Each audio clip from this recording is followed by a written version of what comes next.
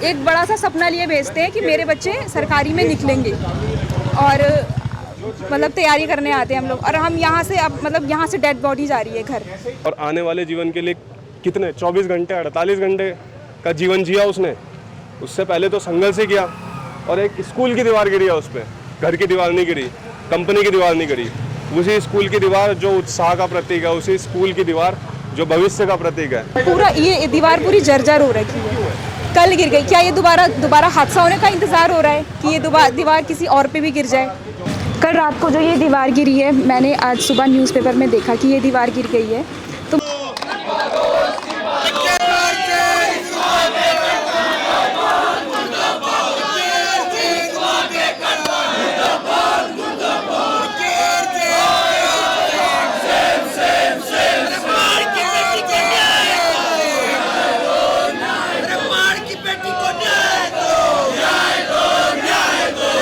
कल रात को जो ये दीवार गिरी है, मैंने आज सुबह न्यूज़पेपर में देखा कि ये दीवार गिर गई है। तो मुझे इतना बुरा लगा कि हमारे साथ की एक लड़की कनिष्ठ में उसका चयन हो रखा था और ये दीवार उसके ऊपर गिर गई है। ये हमारी क्या है बोले, मैं तो यहाँ से शाम को रोज़ आती थी, तो मैं यहाँ से लेके जो वहाँ तक का एरिया था, मैं यहाँ से भाग के जाती थी कि कहीं ये दीवार कहीं हमारे ऊपर ना गिर जाए। जब हमें इस आने जाने वाले लोगों को दिख रहा है कि ये दीवार गिरने वाली है, तो कॉलेज प्रशासन को क्यों नहीं दिखाई दे रहा है? यहाँ का जो छात्र संघ का जो भी नेता होगा, प्रेसिडेंट होगा, उनको क्यों नहीं दिखाई दे रहा था कि ये मतलब ये दीवार गिरने वाली है? उन्होंने जैसे तो कॉलेज में कुछ भी छोटी मोटी बात होती है तो वो लोग आ जाते हैं, धरना प्रदर्शन देना शुरू कर देते हैं। अभी CVT वगैरह जो भी होती है प्रॉब्लम, तो ये लोग आते हैं। लेकिन ये लोग कॉलेज प्रशासन को धरना वगैरह क्यों नहीं दिया? मतलब उनको बोलना चाहिए था ना कि सर इसको कराओ। अगर किसी चीज़ के पीछे पड़ जाओ तो वो चीज़ होगी। लेकिन आज वो उसके ऊपर गिरी। अभी भी ये दीवार देखो, ये बंद नहीं किया गया है। ये रास्ता ये बंद करना चाहिए था ना रास्ता। ये पूरा उधर से लेके पूरा वहाँ आगे तक, कम से कम ये 50 मीटर तो हो गई। ये पूरा ये दीवार पूरी जर्जर हो रखी है, कल गिर गई। क्या ये दोबारा हादसा होने का इंतज़ार हो रहा है कि ये दीवार किसी और पे भी गिर जाए?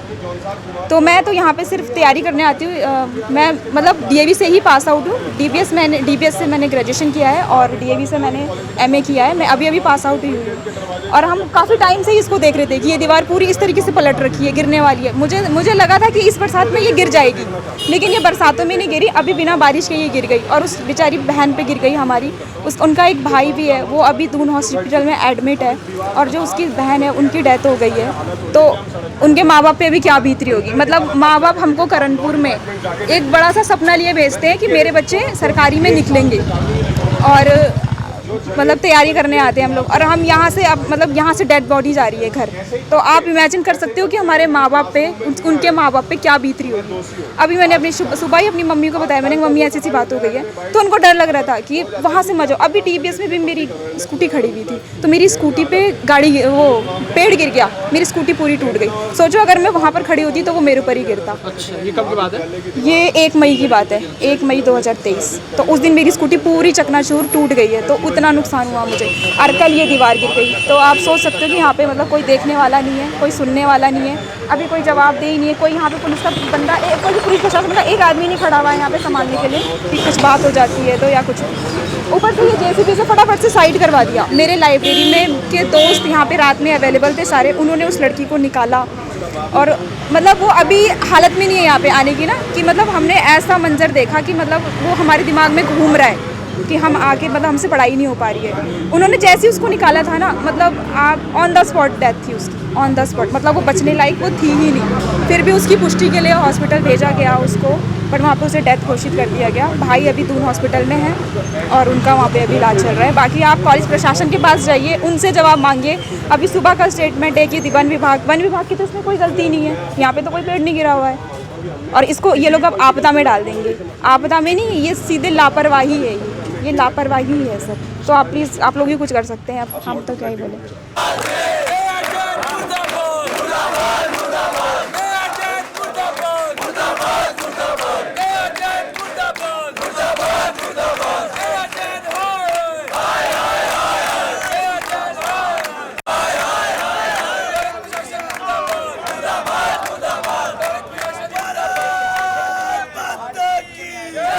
गरीबी की दुआई के कारण यहाँ एडमिशन ले रहा है। नहीं तो कौन माँ बाप चाहते हैं कि उनका बच्चा ऐसे एडमिनिस्ट्रेटिव एरिना में पढ़े जहाँ से जो है इतना बुरा हालत हो। एक लड़की सोचो जिसका बाप नहीं है, वो मिठाई लेके जा रही होगी, उसके अंदर क्या इमोशन होगा और कितनी खुश होगी वो अपने आने वाले जीवन के लिए।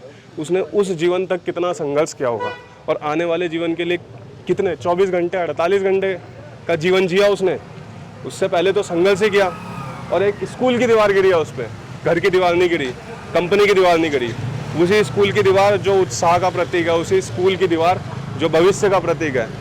ये सोचने की बात है इसकी है कि यहाँ पे पड़ी हुई ईंट जो है पूरी जनता के ऊपर गिरी है और उस माँ के ऊपर गिरी है जो पूरा जीवन यहाँ से दुख और दर्द से गुजारेगी।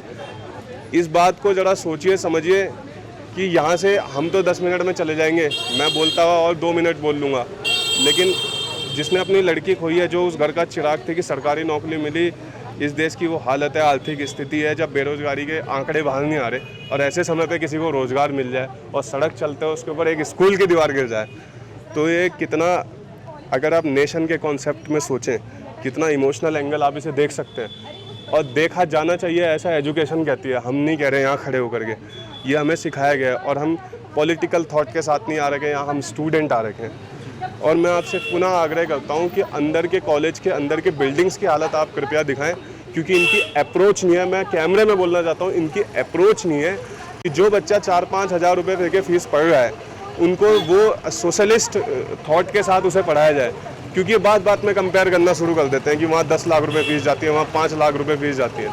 तो ये जो इनकी अप्रोच है बहुत ही नेगेटिव अप्रोच है और ये दीवार का गिरना बहुत कॉमन बात है। वो तो एक लड़की पे गिर गई तो इतना बड़ा मुद्दा हो गया। अगर ये दीवार, ऐसी दीवारों की हालत कितनी बुरी है आप सोच भी नहीं सकते। तो मेरे आपसे निवेदन है कि अंदर के प्रति जो आपसे यहाँ से कम जो अंदर का इंफ्रास्ट्रक्चर है उसकी अगर आप आज इशू नहीं करेंगे तो कल ये फिर पैटर्न में आकर के कोई ना कोई मरेगा।